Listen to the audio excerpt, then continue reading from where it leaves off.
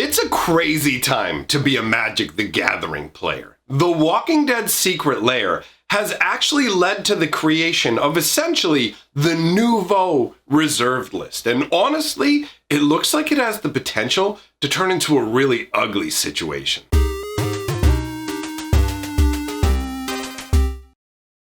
Greetings, owners of fine luxury cardboard rectangles. The Walking Dead secret lair has had quite the impact on the Magic community. We've been covering it in a number of different ways. The one thing that we haven't talked about in depth about it, and this is probably the final subject that we're going to cover on this, is really how the Walking Dead secret lair signals, it's the creation really of the Nouveau reserved list. All right, so what we're going to be talking about today is a bit of the history of the reserved list so you understand what it is and the significance of the creation of the Nouveau reserved list, the new modern, whatever you want to call it, the new reserved list. Some people use the term pseudo reserved list, whatever. I'm going with Nouveau reserved list because that's what it feels like. All right, so the reserved list is an ancient concept in Magic the Gathering, and it's a very contentious sort of point, man.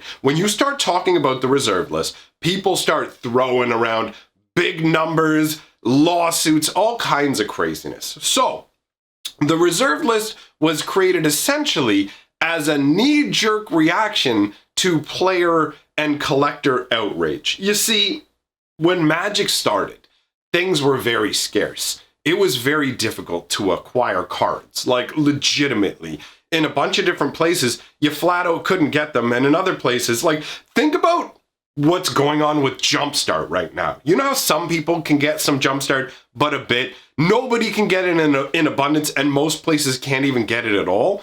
It was like that, but worse, right? So we're in a scenario where sets like Legends, for example. Legends was on sale for one day when I was a Magic player. Like, I started playing Magic, and Legends was for sale, like, a week later, something like that. And it was available for one day with a limit where you could only buy 3 booster packs and then like off into the wind for however long. So this stuff was really scarce, right? And there was a bunch of us who longed for these cards, right? We desperately wanted these cards, but there simply wasn't the supply.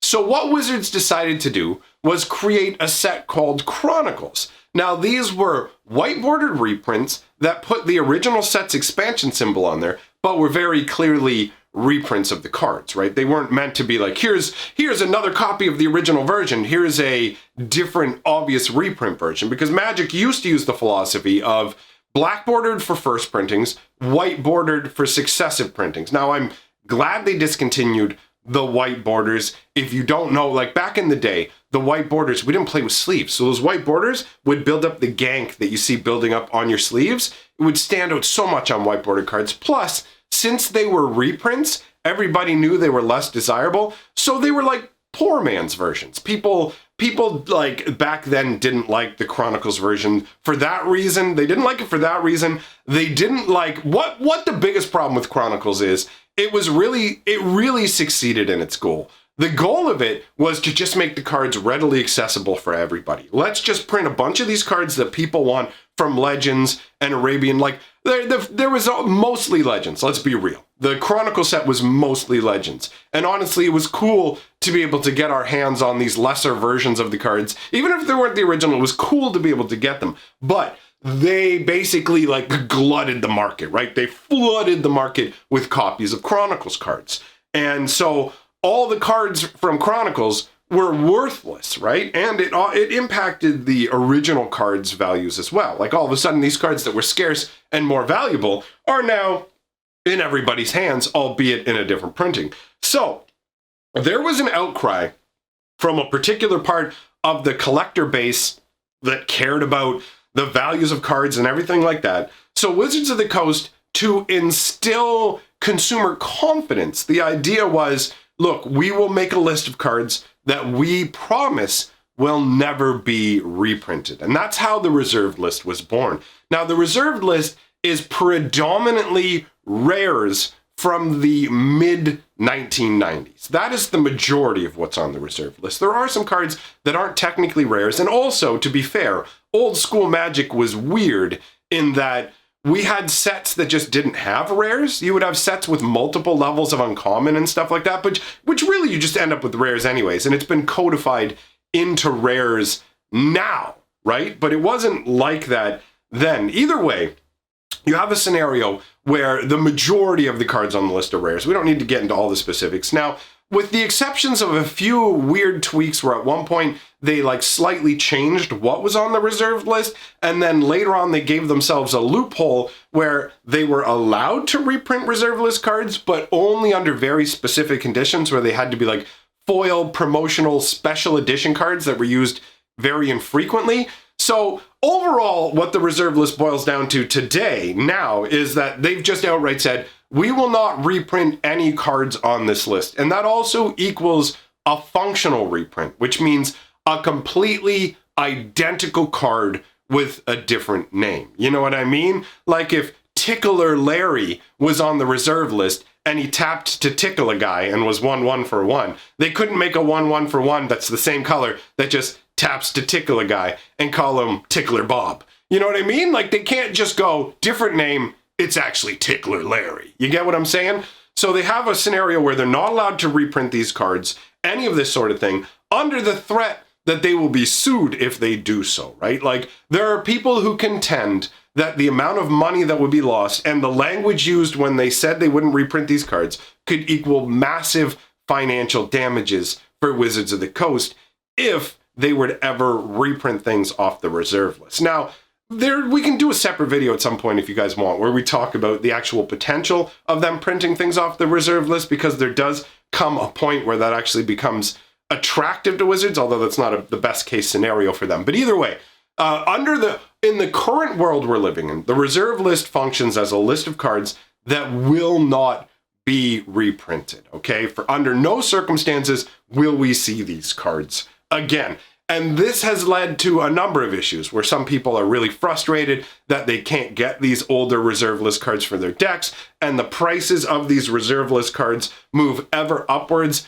based on genuine demand and also speculative demand on top of that. So you have the actual, like, just these are cards from decades ago, they're never going to be reprinted, more people get them, put them in their commander decks or whatever, and the supply for everybody else just kind of diminishes, so you have to pay more if you want to get them. But then there's other people who view the reserve list as a location to like store money, essentially, right? Where they're looking for investments to grow the money they have, or at the very least protect their money against loss. And so since reserve list cards can't be reprinted, there's no chance of the market dropping on them based on a reprint. Obviously, other factors can cause Magic cards to decrease, but we've seen across the board pretty much that anything that's on the reserved list is being snatched up as kind of investment targets. People are sinking money into it because of the nature of it. And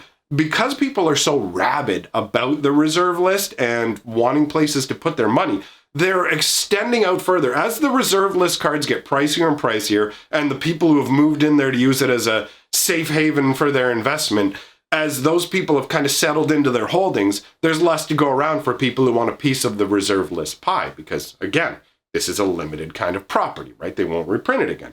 So you've got a scenario where the people, they have money that they want to put into Magic, but they can't put it into these reserve list cards because just the amount they have to put in versus what they might get out of it doesn't feel worth it to them, whatever reason. So they've started to turn to other things. We saw it with a bunch of random revised cards being bought up. Now, revised is where Magic moved into like mass production printings, right? There's not nearly as many unlimited cards as there are revised, and there's a fraction of alpha and beta, right? There's way, way less of all of that stuff. So revised is a mass production set, and a lot of the stuff in it still, decades and decades later, they're only 50-cent rares. They're your bargain basement rares. So we have a scenario where people are looking around for other things. You might have noticed it as well when Magic recently distanced itself from multiple Magic artists. People turned around and said, okay, there's a mini reserve list, the art reserve list on these particular cards.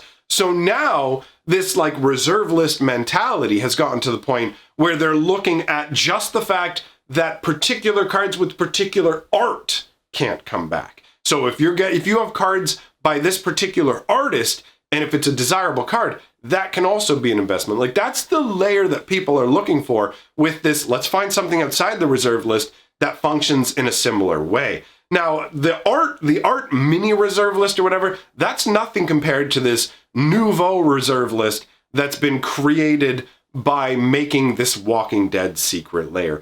And it is a weird beast because in some ways it functions like a reserve list, but in other ways it does not, right? So if you don't understand how the Walking Dead functions as a secret lair, it's it's obvious how it functions as a secret lair. Obviously, I misspoke. If you don't understand how the secret lair functions as part of this Nouveau reserve list, here's how it works. The Walking Dead secret lair is built on an IP that is not owned by Wizards of the Coast. So intellectual property. The Walking Dead is the intellectual property of AMC, right? So they own the name, they own the characters. Now, Wizards has licensed the rights to make this secret lair. That all costs money. When you want to use somebody else's IP, that costs money. On top of that, you also have to bear in mind that unlike the Godzilla crossover style cards that we saw, these new secret lair Walking Dead cards do not have a functional Magic the Gathering name. They were created intentionally to be functionally unique cards, right? So these aren't meant to show up later on as regular Magic cards. The stuff that they did with Godzilla with those frames where they gave them other names, most of those cards showed up in the set and there was a Godzilla variant. But these Walking Dead cards don't function in the same way. They're literally the only way to get, like, it's like if they made a card called Banana and then they made like Angry Godzilla, and Banana and Angry Godzilla are the same card. So you can just play Banana in Magic, right? But you like Angry Godzilla he's the same deal. The Walking Dead cards don't work that way. Like I hope I feel like that Banana thing might not have been helpful. Here's what you need to understand. The cards that are made for the Walking Dead secret lair only exist in the secret lair and only exist as the Walking Dead like named characters from the property that's owned by AMC. Now, because AMC owns that property, that means if Wizards of the Coast wants to reprint these cards in the future, they will have to negotiate with AMC again for the rights to go ahead and make them again. And considering the fact that Wizards of the Coast did not bother to include like extra names or anything on it, it seems like these are just going to be a one and done style card. Just make them to be exciting for Commander players ideally, and also Walking Dead fans. Just sell them as a one-time thing and then just dust your hands off and walk away. Nothing about it says that they would have negotiated and paid more money for basically an unending license to reprint this whenever they want, right? These are the sort of scenarios that are going to be negotiated for a one-off product. So they've negotiated the terms to make secret lairs for like a week. We can sell secret lairs for a week. Here's how much we're going to pay. And I'm sure part of it has to be a pay per unit as well. You know what I mean? Like every secret lair that sells, Wizards probably has to kick some of that over to AMC. So a reprint of these cards becomes untenable. You're going to have to pay for a license. You're going to have to pay per unit. And it's great for like a one-time, hey, look at the novelty of this. Like when IHOP changed to like, we sell burgers, we're IHOB or whatever. Just kind of like, look at us. It's one of those kind of moves where you get some attention. It costs more money to make this secret lair than the original one. But at the same time, it's also a foray into creating this sort of like, we're just going to make the singles and sell them to you directly. And they're legal in tournament formats. You can't get them through booster packs. We're basically like making our entire normal card ecosystem useless here and bypassing it all and going directly to the consumer. So you can buy these secret lairs directly, but only for a week. And they're not likely to get reprinted. The language that Wizards of the Coast used when people started saying, hey, like, are you making regular versions of these cards for us? And by regular versions, I mean, are you making normal Magic card versions of these so we can all get them for our decks? And their response was, I'm paraphrasing here, we have that capability, but that wasn't the plan, right?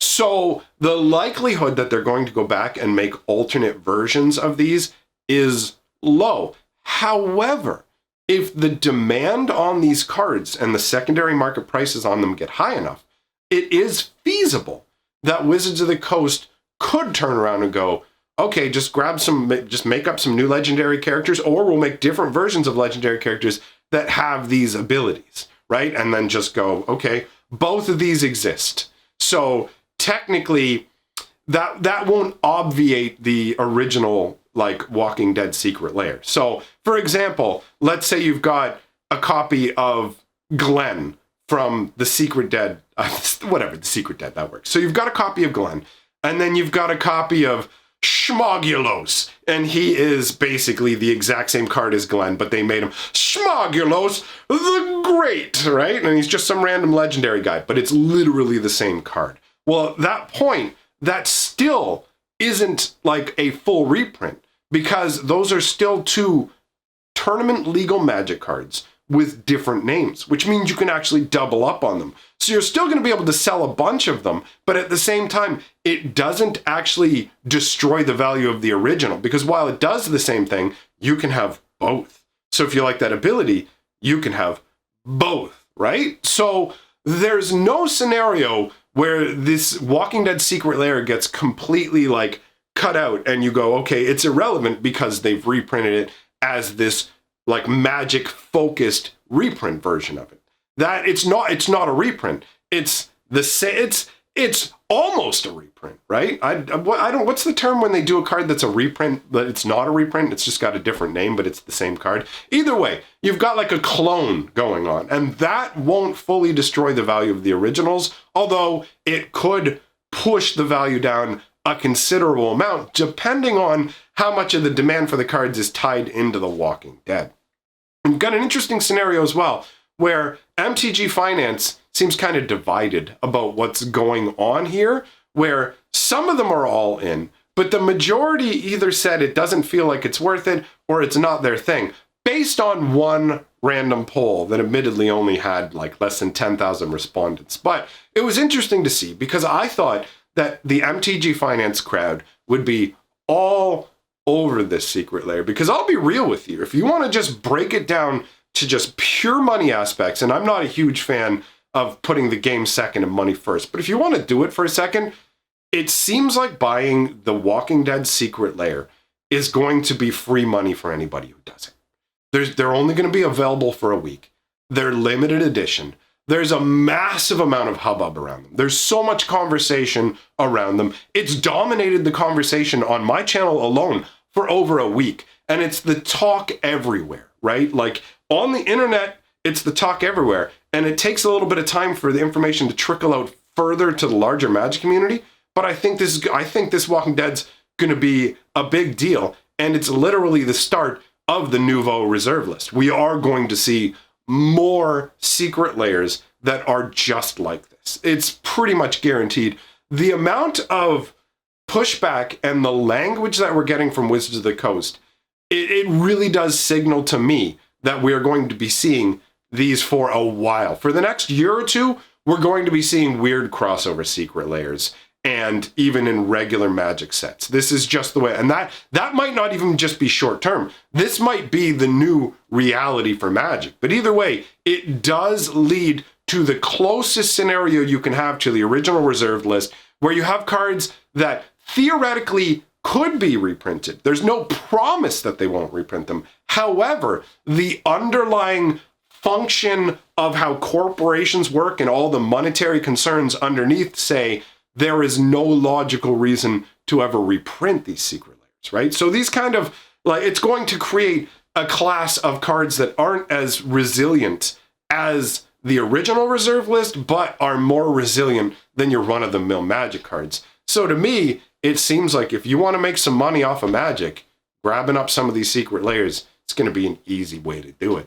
But we're going to this cycle is going to feed into itself, right? The more financial success that Wizards sees from something, the more they're going to do that. That makes perfect sense. That's how anybody functions. Do you know what I mean? Like, you play a video game, you work that way. Are you going to stay in the smaller forest where you get less experience and less gold? Or when you find out, wait a minute, this location over here, I can do the same grinding I'm doing here, but generate more resources, right? It's the same kind of scenario. So Wizards is just going to keep going to the forest where the gigantic whales live and going, let's see how much money we can get out of this, while at the same time seeing how much money they can get on like lower levels, because this is a whale-ish product. Do you know what I mean? Like, the secret layer isn't a really super expensive product like a VIP booster, but at the same time, it's a lot more expensive than a regular booster pack. So I feel like this is going to lead to some ugly scenarios, but I mean, who knows? Maybe I'm wrong about that. You let me know what you think about that in the comments below, my friends. If you like what I'm doing here, like, comment, subscribe. It's all great for the channel. If you want to look fresh to death, if you want to know really what to invest in this. Invest in fine luxury cardboard rectangle merch. This is limited edition. It won't exist forever. And who knows, maybe one day you'll be able to sell it on eBay for $1 billion. So if you want a chance at one day maybe getting $1 billion, buy my merch. And who wouldn't want a chance at getting $1 billion? Come on, you're savvy. Forget the reserve list. Get you some reserve merch, all right? That's how we're doing it.